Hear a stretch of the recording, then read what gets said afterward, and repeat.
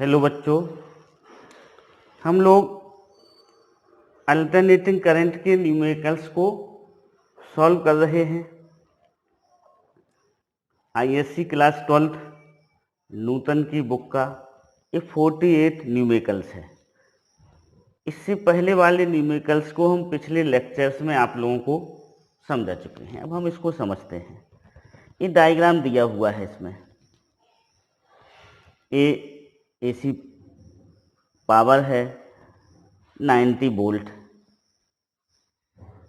उसका ईएमएफ है या पोटेंशियल डिफरेंस बोल सकते हैं हम, या पोटेंशियल बोल सकते हैं। ये रजिस्टर लगा हुआ है 45 ओम का है। यहाँ पर एमीटर लगा हुआ है, ये वोल्ट मीटर लगा हुआ है, ये इंडक्टर लगा हुआ है जिसका इंडक्टिव रिएक्टेंस 4 ओम है, ये कैपेसिटर लगा हुआ है जिसका कैपेसिटिव रिएक्टेंस कितना है 4 ओम है। उसने पूछा है what will be the reading in the volt meter and the ammeter. इस फिगर में वोल्ट मीटर और एमीटर की रीडिंग क्या होगी, ये आपसे उसने पूछा है, ठीक ना।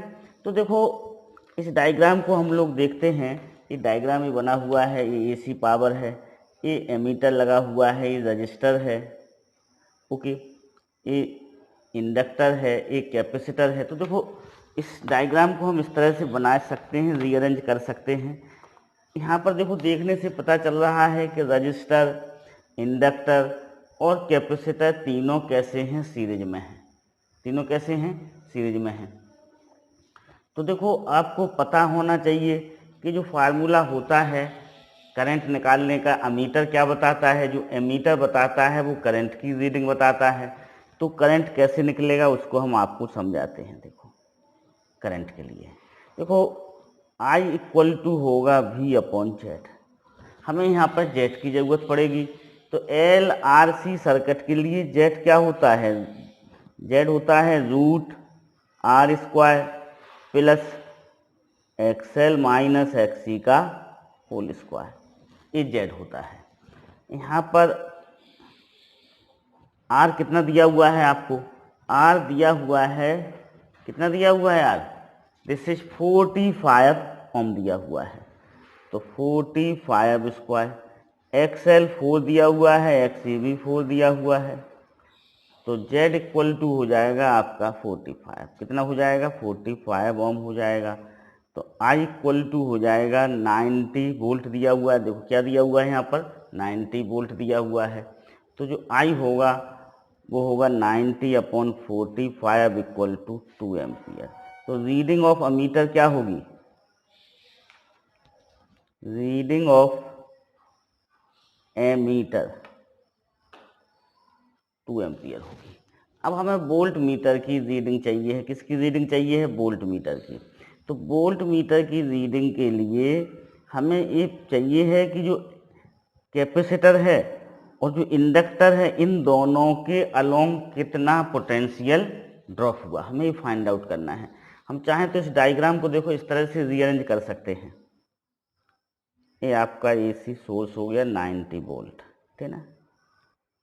ये आपका रजिस्टर हो गया, कितना है रजिस्टर, रजिस्टर है आपका 45 ओम का, 45 ओम। यहाँ पर हम कैपेसिटर ले लें, इसी यहाँ पर इंडक्टर ले लें। तो ये पूछा है उसने, ये पूछा है यहाँ पर वोल्ट मीटर लगा हुआ है, जी लगा हुआ है यहाँ पर वोल्ट मीटर। तो हमें कैपेसिटर और इंडक्टर इन दोनों के सीरीज का पोटेंशियल ड्रॉप को फाइंड आउट करना है।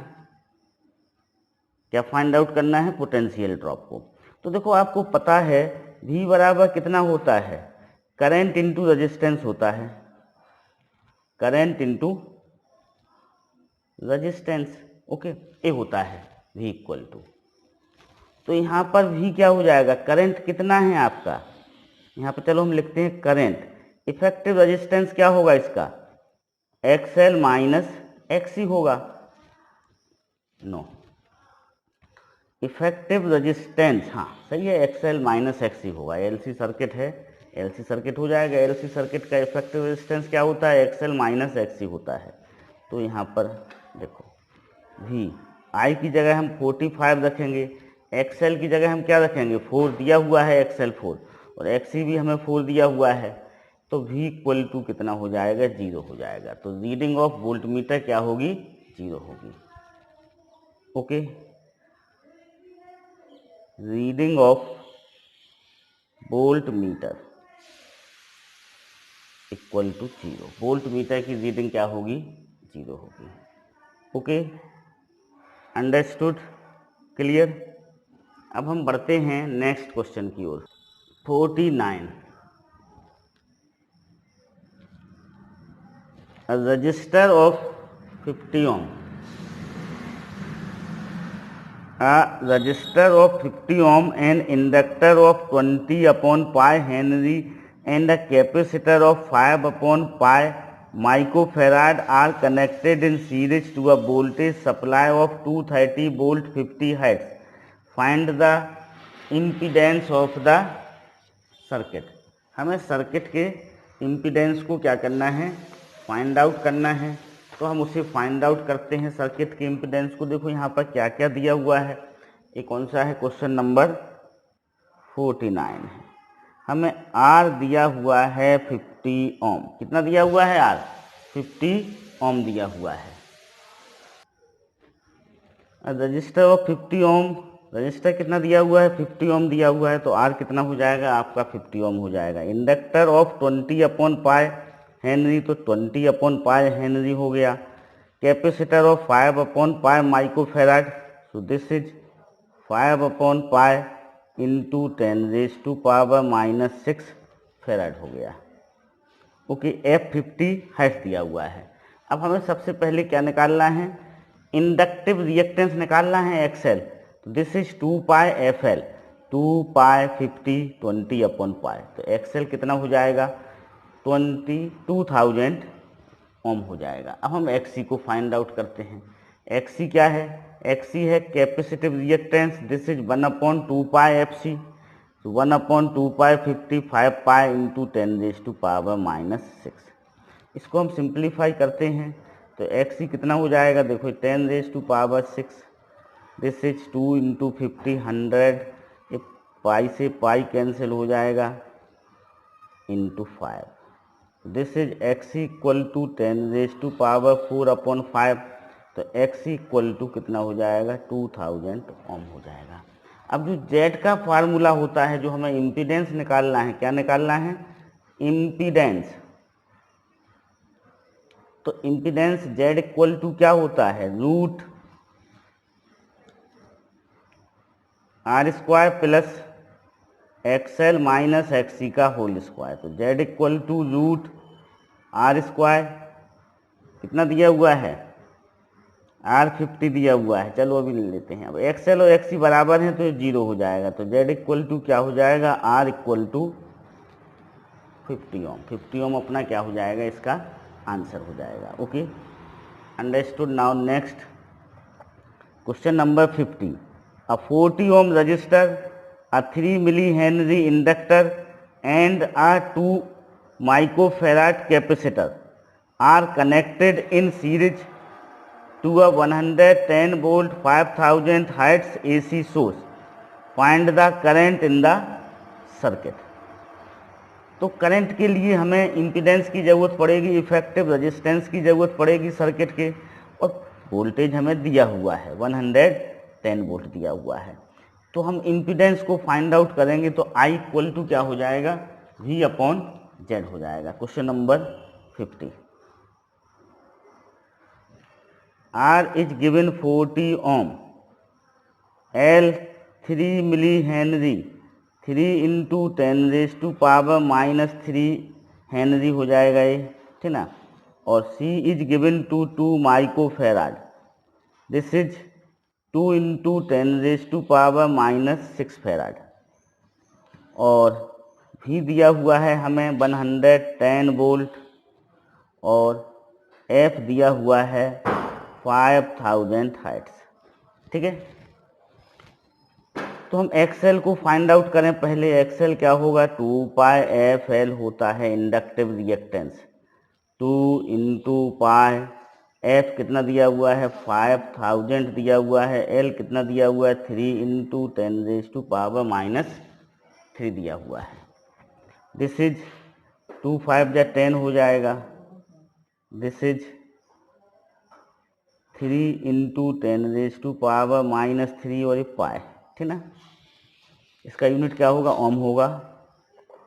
ये 3 0 इससे गायब हो जाएंगे तो 30 पाई आ जाएगा। कितना आ जाएगा 30 पाई ओम। ये क्या आ गया, एक्सएल आ गया। अब हम एक्सी को फाइंड आउट करें। किसको फाइंड आउट करें, एक्सी को, कैपेसिटिव रिएक्टेंस। तो एक्सी कितना होगा, एक्सी होता है 1/2 पाई FC। दिस इज 1/2 पाई × 5000। सी कितना है 2 × 10⁻⁻6। Okay, this is 10⁻6। ये 2 × 5 का इंटू करेंगे हम तो कितना आ जाएगा 10, 2 × 5 10 हो जाएगा। अब ये 4 0 है, ये 6 0 है तो 2 0 बचेंगे। This is 2 pi. So this is 50/पाई ओम, एक्सी आ गया। 50/पाई ओम क्या आ गया, एक्सी आ गया। अब हम जेड को फाइंड आउट करते हैं। जेड इक्वल टू क्या होता है, जेड इक्वल टू होता है √R² plus XL minus XC का होल स्क्वायर। आपको पहले से पता है। Okay, understood. ओके, तो जेड आ जाएगा ये। अब आई कैसे निकलेगा, आई निकलेगा V/Z से। V आपको दिया हुआ है 110। यहाँ पर आप जेड की वैल्यू पुट करके आई को क्या कर सकते हैं, फाइंड आउट कर सकते हैं। और क्या पूछा है उसने, और पूछा है find the current in the circuit ही पूछा है सिर्फ। तो आप जब इसको सिंप्लीफाई करेंगे तो इसकी वैल्यू आ जाएगी I 1.25 एम्पियर आ जाएगा answer. Okay, understood, clear. Okay, now 51, a 50 microfarad capacitor, a 0.05 Henry inductor and a 48 ohm resistor are in series with AC source of EMF V equal to दिया हुआ है 310 sin 3140। Calculate the reactance of the circuit and its character. What is the phase angle between the current and the applied EMF। देखो ये LCR circuit है, ये capacitor 50 microfarad दिया हुआ है, ये इंडक्टर 0.05 हेनरी दिया हुआ है, ये रजिस्टर 48 ओम दिया हुआ है, सीरीज में लगे हुए हैं, ये AC सोर्स दिया हुआ है। आपको calculate the reactance find out करना है। हमें क्या फाइंड आउट करना है, रिएक्टेंस। ओके, तो समझते हैं हम लोग। देखो ठीक है, ये AC सोर्स दिया हुआ है V equal to 310 sine 3140। Comparing करेंगे हम किससे, V equal to V0 sine ω t से। तो V0 क्या हो जाएगा 310 हो जाएगा, पीक वोल्टेज हो जाएगा 310 वोल्ट। ओके,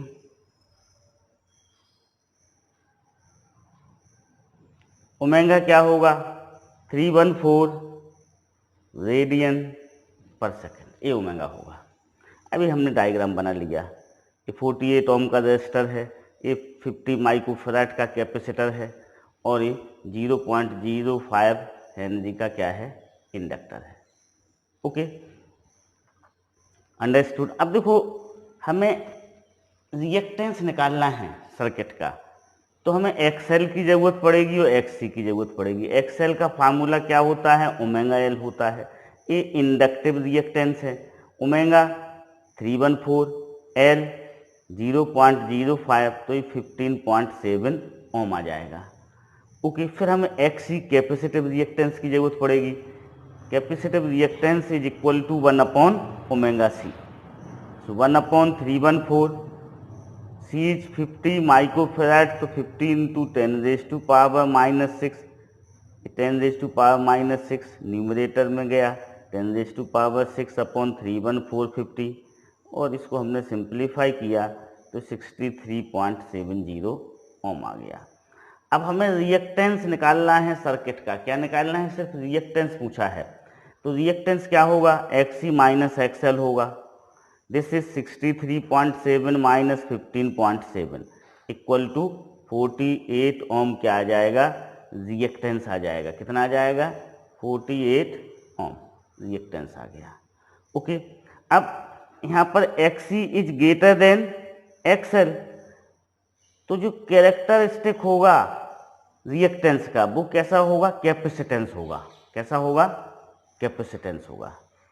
ओके, अब फेज डिफरेंस फाइंड आउट करना है। तो LCR सर्किट के लिए फेज डिफरेंस का फार्मूला होता है tan phi इक्वल टू यहाँ पर XC minus XL upon R होगा।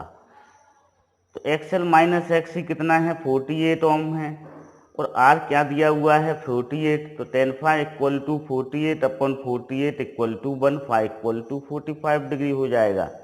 यहाँ पर जो रिएक्टेंस है उसका कैरेक्टर कैसा है? कैपेसिटेंस है। तो यहाँ पर करंट क्या करेगा? लीड करेगा। Current leads the voltage. कितने डिग्री एंगल से? 45 डिग्री एंगल से करंट क्या करेगा? लीड करेगा। Okay, understood. Now next question number 52 को हम लोग समझते हैं। Calculate current and power factor for the given AC circuit. एक कोई AC सर्किट दिया हुआ है, इसके लिए हमें करंट और पावर फैक्टर को फाइंड आउट करना है। 50 ओम का रजिस्टर है, 10 हेनरी का इंडक्टर लगा हुआ है, और 2 माइक्रोफैराड का क्या है? कैपेसिटर है। और जो AC सोर्स है वो 250 वोल्ट 50 हर्ट्ज है। AC सोर्स कितना है? 250 वोल्ट 50 हर्ट्ज है। ओके, ये सीरीज में है क्योंकि सेम करंट बहेगा। यहाँ से यदि कोई करंट निकलता है तो सेम करंट तीनों से बहेगा, इसलिए किस में है? सीरीज में है। ओके, अब हमें करंट निकालना है। तो करंट का जो फार्मूला होता है I इक्वल टू क्या होता है? V अपॉन Z होता है। ओके, तो हम इसको समझते हैं। इस सर्किट को हम इस तरह से बना सकते हैं। सोर्स है 250 वोल्ट 50 हर्ट्ज का, ये 2 माइक्रोफैराड, ये 50 ओम, ये 10 henry. Okay, I equal to क्या होता है? V अपॉन Z होता है। Z क्या है? यहाँ पर रूट के अंदर R square plus XL minus XC का होल स्क्वायर है। ओके, XL का जो फार्मूला होता है, LCR सर्किट है, LCR सर्किट के लिए Z क्या होता है? Root R square plus XL minus XC का होल स्क्वायर हो जाएगा। XL हम कैसे फाइंड आउट करेंगे? 2 पाई FL से फाइंड आउट करेंगे। 2 पाई F 50 दिया हुआ है, L 10 दिया हुआ है, तो कितना हो जाएगा? 3140 ओम आ जाएगा। पाई की वैल्यू हम क्या रखेंगे? 3.14 रखेंगे। Okay, understood. फिर हम XC को फाइंड आउट करेंगे। Capacitive reactance equal to 1/2 pi FC, 1/2 pi F50, 2 is given 2 microfarad, so this is 2 into 10 raised to power minus 6। इसको हम सिंप्लीफाई करेंगे तो 1592.3 ओम आएगा। ओके, अब हम Z को फाइंड आउट कर लें। इसको फाइंड आउट करेंगे? Z को। तो इस फार्मूले में वैल्यू पुट करेंगे। R की जगह ये 50 रखा, XL 3140, XC 1592.3 का होल स्क्वायर। सिंप्लीफाई करेंगे तो Z इक्वल टू 1548.45 ओम आ जाएगा। अब हम करंट को निकालने इस फार्मूले का यूज करेंगे। I equal to V upon Z। तो V is 250, Z is this one, so current is 0.16145, इसको 0.16 एम्पियर लिखेंगे। पावर फैक्टर का जो फार्मूला होता है वो R अपॉन Z होता है। R आपका 50 दिया हुआ है, Z फाइंड आउट किया जा चुका है, तो 0.032 पावर फैक्टर हो जाएगा। Power factor, there is no any unit of power factor because unit of R is ohm, unit of Z is also ohm, so power factor की कोई यूनिट नहीं होती है। Okay, now 53। In the given circuit, the potential difference across resistance, capacitance and inductance are given। एक potential difference दिया हुआ है across register 80 volt दिया हुआ है, across capacitor 40 volt and across inductor this is 100 volt. Okay, work out the EMF of the source भी निकालना है हमें। Alternating source power factor cos phi को फाइंड आउट करना है। तो देखो हम इस तरह से फाइंड आउट करेंगे, उसे हम लोग समझते हैं। देखो वी आर आपको कितना दिया हुआ है, 80 वोल्ट दिया हुआ है।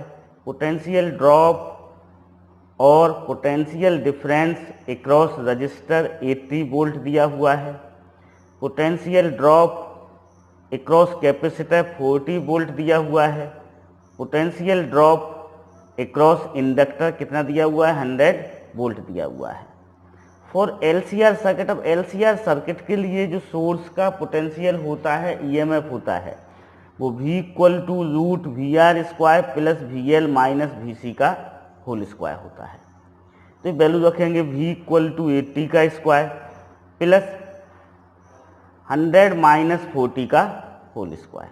इसको हम सिंप्लीफाई करेंगे तो V कितना आ जाएगा, 100 वोल्ट आ जाएगा। अब हमें पावर फैक्टर चाहिए है, क्या चाहिए है, पावर फैक्टर, cos फाई की वैल्यू चाहिए है।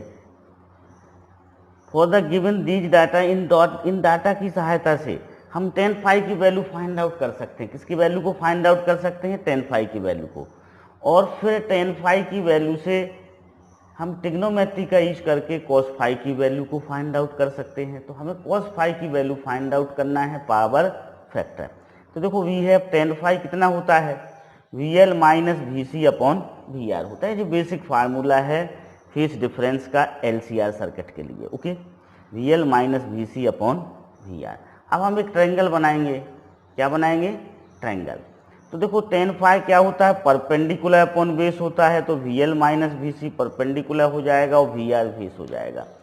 पाइथागोरस थ्योरम का हम यूज करेंगे, तो जो हाइपोटेन्यूस होगा वो VR का स्क्वायर, बेस का स्क्वायर प्लस परपेंडिकुलर का स्क्वायर, VL माइनस VC का होल स्क्वायर होगा। Okay, clear, VR square plus VL minus VC का होल स्क्वायर होगा। तो देखो cos फाई की वैल्यू क्या होगी, समझते हैं यहाँ पर हम, power factor, power factor cos phi equal to होगा VR base upon hypotenuse root VR square plus VL minus VC का होल स्क्वायर। तो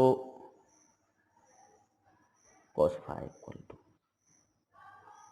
VR कितना दिया हुआ है हमें, VR 80 दिया हुआ है और VA this one value is given to 100 volt, this is 100। तो cos फाई क्या हो जाएगा, 0.8। Okay, understood, clear. तो इस तरह से इसको करेंगे हम। Okay, now question number 54, an alternating EMF V is applied across a series LCR circuit. The peak value of alternating voltage developed across the three components are marked in the figure. Determine the peak value of the applied EMF and the phase difference between the applied EMF and the current in the circuit. देखो inductor के across potential drop is 8 volt, potential drop across register is 4 volt, potential drop across capacitor is 5 volt. ये दिया हुआ है और ये maximum value दी हुई है, ठीक ना। क्या दिया हुआ है हमें, मैक्सिमम वैल्यू दी हुई है ये। तो EMF अप्लाइड EMF को हम फाइंड आउट करेंगे, V equal to root VR square plus VL minus VC का होल स्क्वायर, और V equal to root 4 square plus 8 minus 5 का whole square equal to 5 volt. ठीक है, phase difference tan phi equal to VL minus VC upon R, so this is 8 minus 5 upon 4, 3/4। Phi equal to क्या हो जाएगा, tan inverse 3/4 हो जाएगा। Okay, understand. उसमें current पूछा है, तो करंट के लिए यहाँ पर जो डाटा हैं वो इनसफिशियंट हैं, इतने डाटा से हम करंट को फाइंड आउट नहीं कर सकते हैं, क्योंकि I इक्वल टू क्या होता है, I इक्वल टू होगा V अपॉन जेड। अब जेड कहाँ से लाएंगे हम, इफेक्टिव रजिस्टेंस कहाँ से लाएंगे, जेड इक्वल टू क्या होता है R square plus XL minus XC का होल स्क्वायर। अब बताओ रजिस्टर यहाँ पर दिया नहीं है, दिया है नहीं दिया है, ओके। फ्रीक्वेंसी दी नहीं है तो हम करंट को फाइंड आउट नहीं कर सकते हैं, for current data is insufficient, okay. For current data is insufficient, okay, understood? Okay, now 55, the main supply voltage of the alternating current circuit is shown in the figure is constant, supply voltage constant है, but its frequency f is variable, for what frequency the voltage across the resistance R will be maximum। ये R दिया हुआ है, ये C दिया हुआ है 1/π microfarad, L दिया हुआ है 1/πh, ओके। अब वोल्टेज अक्रॉस, देखो वोल्टेज अक्रॉस द रेजिस्टेंस या रजिस्टर R इज मैक्सिमम, कब होगा, if current is maximum. R maximum कब होगा, जब करंट मैक्सिमम होगा।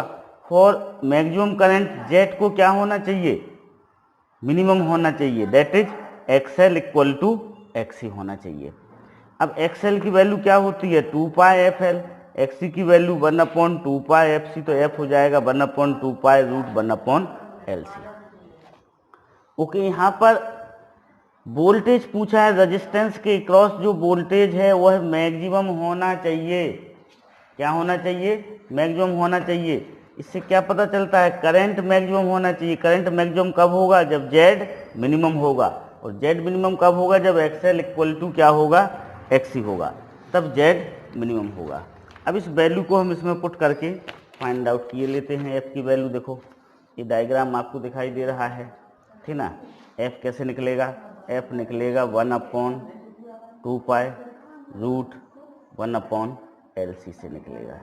F इक्वल टू 1/2π√1/L की वैल्यू क्या दी हुई है, L की वैल्यू 1/π दी हुई है, इसकी वैल्यू 1/π इंटू 10⁻⁻⁶ हो जाएगा, ओके। तो F इक्वल टू हो जाएगा 1/2π इंटू 1/π रूट 10⁻⁶, पाई से pi cancel, okay. F equal to 1/2 into 10⁻³ this is 500 hertz से जबर फाइनल आंसर। 500 हर्ट्ज क्या हो जाएगा, अपना फाइनल आंसर होगा, okay, understood. Okay, now question number 56, 200 volt AC is applied at the end of an LCR circuit. The circuit consists of an inductive reactance XL equal to 50 ohm, capacitive reactance XC equal to 50 ohm, and resistance R equal to 10 ohm. Calculate the impedance of the circuit and also the potential difference across L and across R. What will be the potential difference across LC? Okay, LCR circuit है, कौन सा circuit है, LCR circuit है। ये R है, ये C है, ये L है। XL इंडक्टिव रिएक्टेंस 50 ओम दिया हुआ है, कैपेसिटिव रिएक्टेंस 50 ओम दिया हुआ है, रजिस्टर 10 ओम दिया हुआ है, और जो AC सोर्स का EMF है दैट इज 200 वोल्ट। अब इम्पीडेंस का आपको फार्मूला पता है LCR सर्किट के लिए, Z equal to √R² plus XL minus XC का होल स्क्वायर होता है। वैल्यू पुट करेंगे तो Z इक्वल टू क्या आ जाएगा, 10 ओम आ जाएगा। I इक्वल टू क्या होता है, V/Z होता है। हमें I की क्यों जरूरत पड़ेगी, हमें पोटेंशियल डिफरेंस निकालना है, पोटेंशियल ड्रॉप को फाइंड आउट करना है अक्रॉस L। तो पोटेंशियल ड्रॉप हम कैसे निकालते हैं, करंट इनटू इफेक्टिव रेजिस्टेंस, तो हमें यहाँ पर करंट की जरूरत पड़ेगी। तो I इक्वल टू क्या हो जाएगा, V/ total resistance. Total resistance means impedance, so 200/10 equal to 20 ampere. अब पोटेंशियल डिफरेंस अक्रॉस एल, तो VL फाइंड आउट करना है। VL क्या होगा, I इंटू XL होगा, current into effective resistance of inductor, 20 into 50 equal to 1000 volt. अब पूछा है पोटेंशियल डिफरेंस अक्रॉस R, तो VR इक्वल टू क्या हो जाएगा, IR, this is 20 into 10 equal to 200 volt. Okay, अब हमें VC फाइंड आउट करना है, तो VC भी I इंटू XC होगा, 1000 वोल्ट हो जाएगा। उसने पूछा है आपसे कि potential difference across L and C, तो देखो भाई VL और VC के बीच का जो फेस डिफरेंस होता है वो 180 डिग्री होता है, ठीक ना, इस तरह का रहता है ऐसा। ये आपका VR होगा, इधर यहाँ पर VL होगा और यहाँ पर VC होता है, इस तरह से। तो इन दोनों के बीच का फेज डिफरेंस कितना होता है, 180 डिग्री होता है। तो इनकी हमें रिजल्टेंट वैल्यू यदि फाइंड आउट करना है तो वो VL माइनस VC से निकलेगी, तो 1000 minus 1000 equal to 0 volt. Okay, understood, clear. Now next 57, a 2 microfarad capacitor, 100 ohm resistor and 8 Henry inductor are connected in series with an AC source. What should be the frequency of this source for which the current drawn in the circuit is maximum? Okay, maximum current की हमें ज़रूरत है। Okay, इस तरह से V0 दिया हुआ है 200 वोल्ट, रेजिस्टेंस 100 ओम दिया हुआ है। ओके, कैपेसिटर 2 माइक्रोफैराड दिया हुआ है, इंडक्टर 8 हेनरी दिया हुआ है। For maximum current, maximum current के लिए जेड क्या होना चाहिए, मिनिमम होना चाहिए। अब यदि जेड मिनिमम है तो जेड मिनिमम कब होगा, जब XL इक्वल टू XC होगा, जब सर्किट कैसा होगा, रेजोनेंट सर्किट होगा। XL क्या होता है, ओमेगा L होता है, XC क्या होता है, 1/ωc। तो ओमेगा की वैल्यू क्या आ जाएगी, 1/√LC। अभी वैल्यू रखेंगे, L की जगह हमने 8 रखा, C की जगह 2 इंटू 10⁻⁻⁻6 रखा। इसे हम सिंप्लीफाई करेंगे तो ओमेगा की वैल्यू 250 रेडियन पर सेकेंड आ जाएगी। अब आपसे क्या पूछा है उसने, फिर इंडक्टिव रिएक्टेंस पूछा है, तो inductive reactance XL equal to omega L, 250 into 8 equal to 2000 ohm. Capacitive reactance 1/ωc निकालेंगे तो ये भी क्या आ जाएगा, 2000 ओम आ जाएगा। फिर टोटल इम्पीडेंस पूछा है, Z इक्वल टू दिस। अब XL और XC इक्वल हैं तो Z इक्वल टू क्या हो जाएगा, 100 ओम हो जाएगा, रेजिस्टेंस के इक्वल हो जाएगा। Peak current of the circuit I0 equal to V0 upon Z, 200/100 2 ampere आ जाएगा। Phase relation between VL and VR, ये 90 डिग्री होता है। VL और VR के बीच में जो LCR सर्किट होता है, अभी हमने बताया था, देखो इस तरफ सपोज करो ये VL है, ये क्या है, VC है, ये क्या है, VR है। तो VL और VR के बीच में जो फेस रिलेशन होता है वह कितना होगा, 90 डिग्री होता है। और फेस डिफरेंस है, face relation between VL and VC 180 degree होता है। कितना होता है, 180 डिग्री होता है। Okay, understood, clear. Okay, okay, now 58, a capacitor, a resistor of 5 ohm, an inductor of 50 millihenry are in series with AC source 100 volt 50 hertz. It is found that the voltage is in phase with the current. ऐसा पाया गया इसमें कि voltage और current कैसे हैं, same phase में हैं। Calculate the capacitance of the capacitor and impedance of the circuit. Okay, देखो वोल्टेज और करंट यदि सेम फेज में हैं तो इससे क्या पता चलता है कि वहाँ पर ओनली रजिस्टर वर्क कर रहा है। क्या वर्क कर रहा है, only register. Means resonant circuit है, इसमें XL इक्वल टू क्या होगा, XC होगा। XL इक्वल टू क्या हो जाएगा, इसमें XC हो जाएगा। क्वेश्चन नंबर 58 है। ठीक है, ये आपका रजिस्टर है 5 ओम का। ये इंडक्टर लगा हुआ है, इंडक्टर कितना लगा हुआ है 50 मिली हेनरी, और एक कैपेसिटर लगा हुआ है। कैपेसिटर क्या है पता नहीं है हमें अभी, ठीक ना। ये एसी सोर्स है, क्या है AC source 100 volt 50 hertz AC source है, ठीक ना। अब देखो यहाँ पर जो फेसर डायग्राम होता है वो इस तरह से होता है। देखो भाई, यहाँ पर सपोज करो VL ले लेंगे हम, यहाँ पर VC ले लेंगे, और जी क्या रहेगा VR रहेगा। अब उसने बोला है कि voltage it is for voltage is in face with the current, मतलब ये I भी है आपका, ठीक ना। तो यहाँ पर I और V सेम है, इससे क्या पता चलता है VL और VC दोनों इक्वल हैं, या XL और XC दोनों कैसे हैं इक्वल हैं। ओके, अब voltage is in face with current, voltage is in face with current, तो फाई इक्वल टू क्या होगा 0 डिग्री होगा। फाई इक्वल टू क्या होगा 0 डिग्री। अब आपको पता है tan फाई कितना होता है XL minus XC upon R होता है। अब फाई यदि हम 0 रखेंगे तो 0 इक्वल टू क्या हो जाएगा XL minus XC upon R होगा।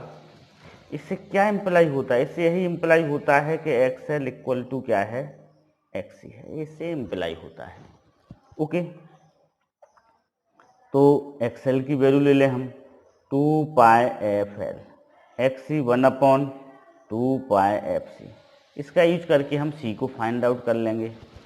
ओके, यहाँ पर हम C को क्या बना लें, फंक्शन बना लें, सब्जेक्ट बना लें C। तो this is C equal to क्या हो जाएगा 1/4 पाई स्क्वायर L हो जाएगा। ठीक है, 1/4 पाई को हमें क्या लेना है 3.14 स्क्वायर। एल हमें कितना दिया हुआ है, एल दिया हुआ है 50 इंटू 10⁻³ दिया हुआ है। ओके, इसको सिंप्लीफाई करके हम सी की वैल्यू को फाइंड आउट कर लेंगे। Okay, understood, clear. तो सी की वैल्यू को हम लोग फाइंड आउट करते हैं।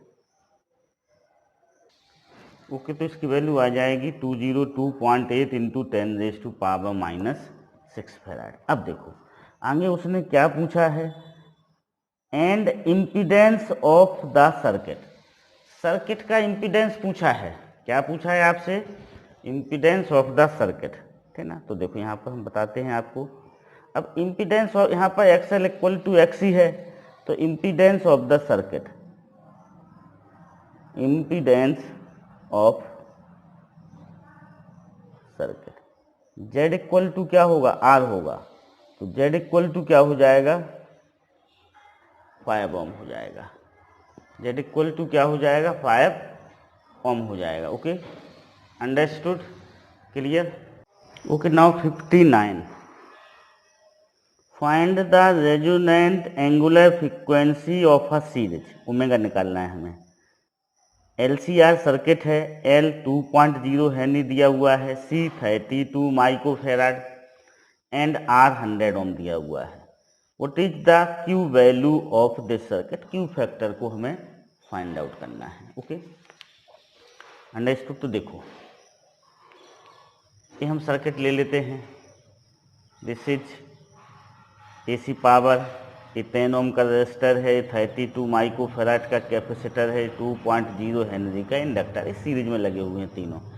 फॉर रेजोनेंट, रेजोनेंट के लिए क्या होना चाहिए, XL इक्वल टू XC होना चाहिए, inductive reactance equal to capacitive reactance होना चाहिए। अब XL आपको पता है ओमेगा इंटू L होता है, XC 1/ωc होता है, इससे हमें क्या मिलेगा, ओमेगा इक्वल टू 1/√LC मिल जाएगा। तो omega equal to 1/√LC 2 into 32 into 10⁻⁻⁶, simplify हम करेंगे तो 125 रेडियन पर सेकेंड हो जाएगा। This is the angular frequency. अब क्यू वैल्यू और क्यू वैल्यू है जिसको हम क्यू फैक्टर भी बोलते हैं, हमें उसको फाइंड आउट करना है। तो क्यू वैल्यू का जो बेसिक फार्मूला होता है वो होता है रेजोनेंट फ्रीक्वेंसी, जो अभी हमने फाइंड आउट किया है, ओमेगा नॉट। इसको हम ओमेगा नॉट भी बोल सकते हैं, रेजोनेंट फ्रीक्वेंसी। ओके, ऐसा। तो अपॉन बैंडविड्थ डेल डब्ल्यू। तो रेजोनेंट फ्रीक्वेंसी की जो वैल्यू होती है वो 1/√LC होती है, तो 1/√LC। अब बैंडविड्थ का फार्मूला होता है R/L। क्या होता है? R/L होता है बैंडविड्थ का फार्मूला।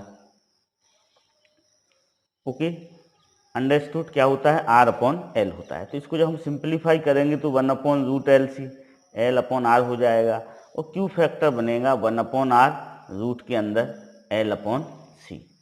ये वैल्यू हम पुट करेंगे। देखो R की वैल्यू हमें कितनी दी हुई है? 10 ओम, तो ये 10 ओम रखा हमने। L की वैल्यू हमें 2 दी हुई है, तो ये 2 रखा हमने।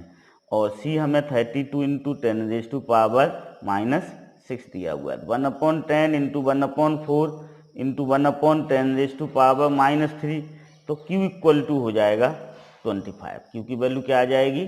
25 आ जाएगी। देखो इसकी कोई यूनिट नहीं होगी, क्योंकि यहाँ पर भी एंगुलर फ्रीक्वेंसी है न्यूमरेटर में, और डिनोमिनेटर में भी क्या है? एंगुलर फ्रीक्वेंसी है। Okay, understood? तो इसकी कोई यूनिट नहीं होगी। Now next question number 60। Okay, a 1.9 Henry inductor, a 100 microfarad capacitor and 25 ohm resistor are connected in series to an AC source of EMF given by V equal to 282 sin 100 T volt.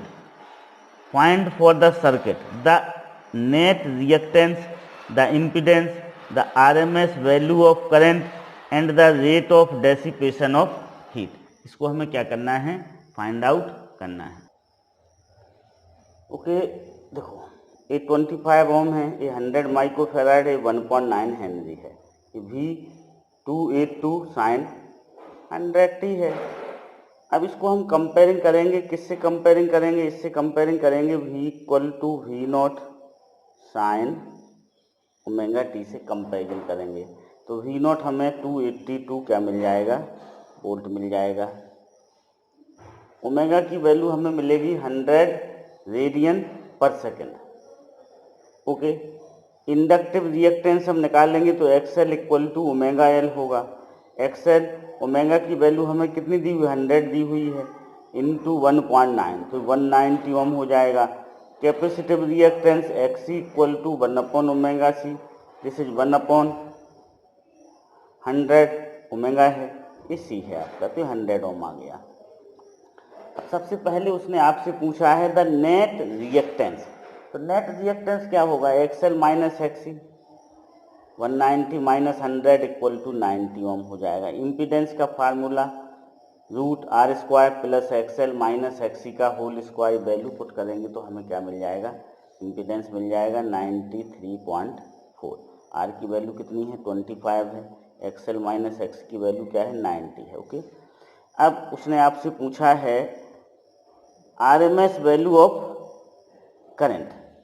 तो देखो सबसे पहले हम peak value of current को find out करते हैं। I0 equal to V0 upon Z से, 282 upon 93.4। IRMS क्या हो जाएगा? I0 अपॉन √2, तो इसको हम √2 से और डिवाइड कर देंगे इस वैल्यू को, तो 2.135 क्या हो जाएगा? अपना आंसर हो जाएगा। उसके बाद उसने क्या पूछा है? ठीक ना, तीसरे में उसने पूछा है आपसे, तीसरे में क्या पूछा है उसने? थर्ड में the rate of dissipation of heat, मतलब पावर पूछी है। Rate of dissipation of heat, इसका मतलब है आपसे पावर पूछी है। तो पावर का फार्मूला आपको पता ही है भैया, IRMS इंटू क्या होता है? VRMS इंटू cos⁵ होता है। तो IRMS की जगह हम क्या लिख सकते हैं? I0 upon √2। VRMS की जगह V0 अपॉन √2। cos⁵ की जगह हम क्या लिख सकते हैं? R/Z लिखेंगे। क्या लिखेंगे? R/Z। ये √2 1/2 हो जाएगा। ओके, I0 आपको कितना दिया हुआ है 282/93.4 दिया हुआ है। I0 कितना दिया हुआ है 283 अपॉन ये दिया हुआ है। ओके, तो यहाँ पर हम लेते हैं, देखो ये 1/2 लिया हमने, फिर I0 की वैल्यू रखी 282 93.4।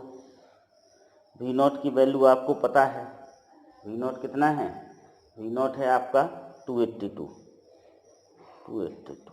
फिर cos ये R/Z, R कितना दिया हुआ है 25 दिया हुआ है, Z आपने कितना निकाला 93.4 निकाला।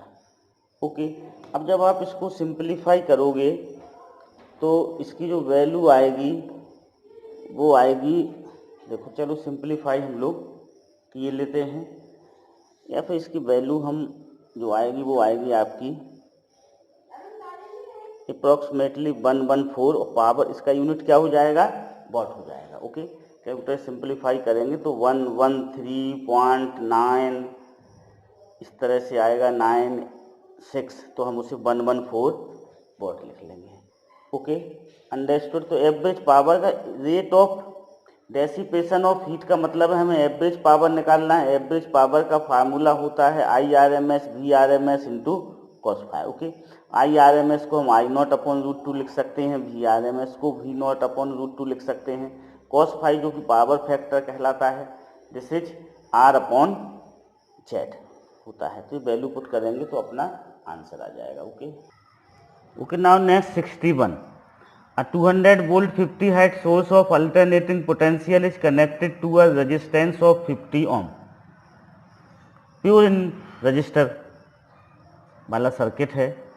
Calculate the RMS value of current in the circuit, phase difference between the voltage and current, average power consumed in the circuit. Okay, तो देखो ये 200 वोल्ट 50 हर्ट्ज का कोई AC सोर्स है और इसको 50 ओम रजिस्टर से कनेक्ट किया गया है। तो देखो VRMS कितना होगा, यहाँ पर ये जो वैल्यू दी हुई है वो VRMS की वैल्यू दी हुई है। VRMS कितना हो जाएगा 200 वोल्ट होगा।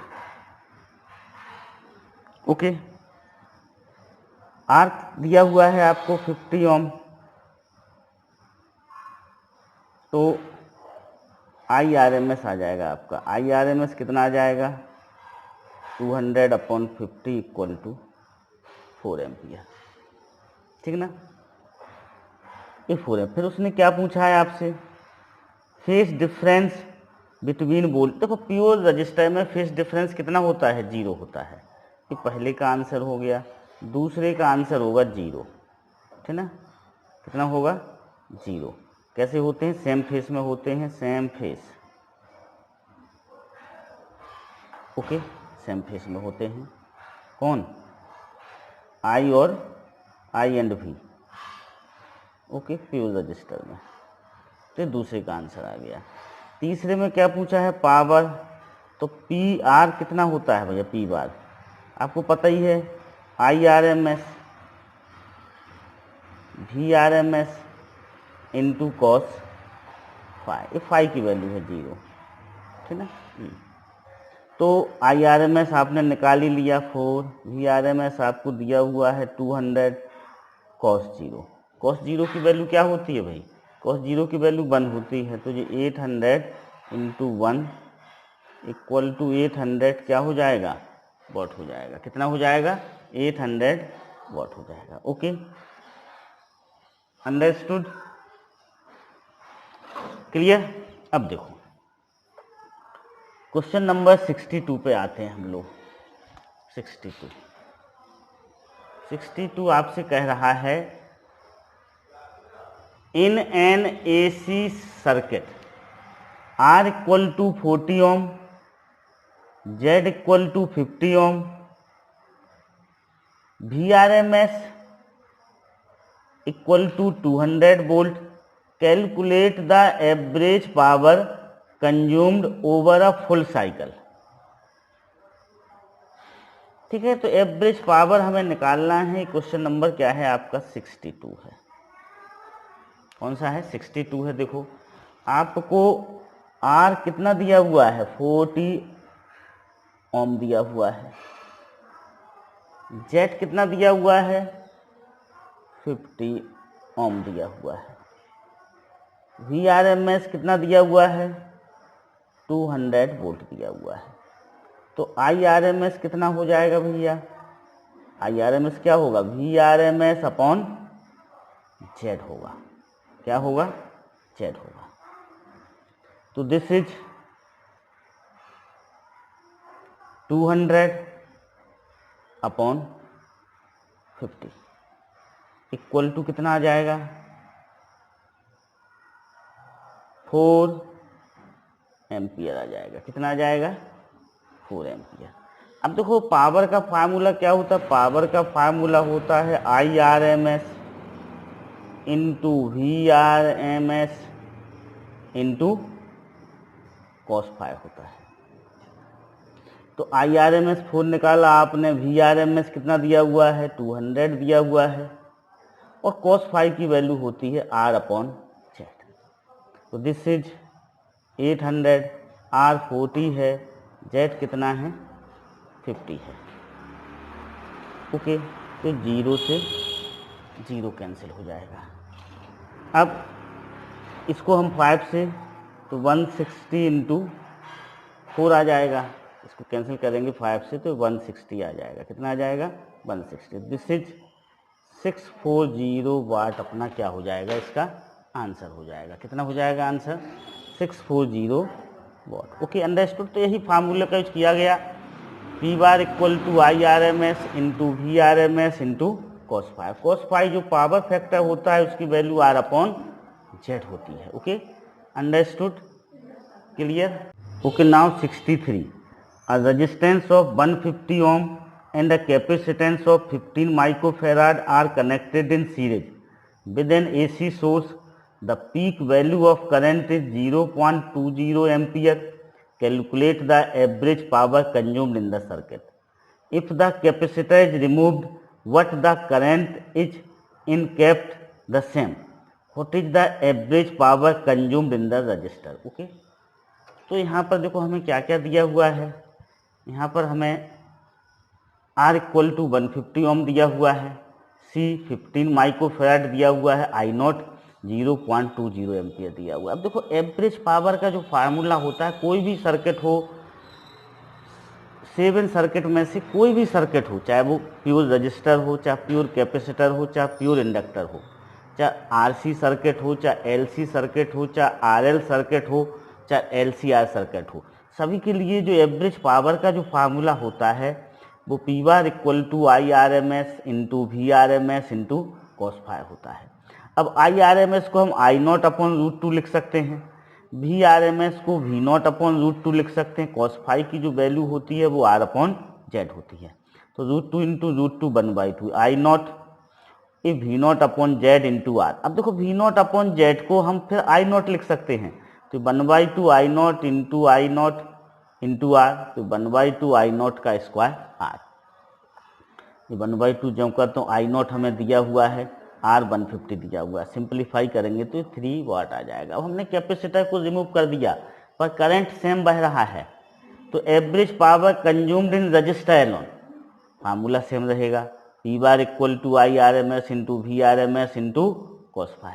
अब देखो IRMS I not upon √2, VRMS V not upon √2, cos phi. देखो जो प्योर रजिस्टर होता है उसका जेड भी R होता है, तो R अपॉन जेड की जगह हम क्या लिखेंगे? R अपॉन R लिखेंगे तो 1 हो जाएगा। तो this is P bar equal to 1/2 V not I not. अब V नॉट की वैल्यू हमें दी नहीं है, तो V नॉट की जगह हम क्या लिख सकते हैं? I नॉट इंटू R लिख सकते हैं। तो this is 1/2 I not square into R। इससे इसी जैसा आ गया, तो ये भी 3 वाट आपका क्या हो जाएगा? आंसर हो जाएगा। Okay, understood. Okay, now next, in an alternating circuit connected to an EMF of 100 volt and frequency 50 hertz, a resistance of 10 ohm and an inductance of 1 upon 10 pi Henry connected in series, find out the power dissipated in the circuit. Okay, देखो इस तरह से है ये. Okay,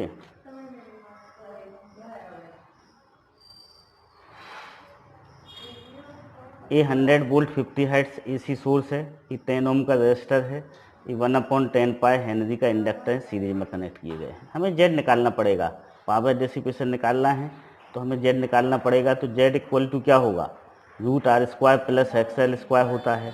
XL 2 pi FL, तो XL की वैल्यू कितनी आ जाएगी, 10 ओम आ जाएगी. Z equal to √10² plus 10² equal to 10√2 ohm आ गया. अब IRMS इक्वल टू क्या होगा, VRMS अपॉन Z, 100/10√2, तो 10/√2 एम्पियर आ गया. Okay, understood, clear. अब देखो भाई, पावर डेसिपेशन का फार्मूला क्या है, एवरेज पावर डेसिपेशन का फार्मूला हम कई बार आपको बता चुके हैं, IRMS into VRMS cos phi. IRMS की वैल्यू हमें 10/√2 दी हुई है, VRMS की वैल्यू हमें 100 वोल्ट दी हुई है, और cos phi की जो वैल्यू होती है वो R/Z होती है. तो हम उसको यहाँ पर रख के सिंप्लीफाई कर लेंगे भैया.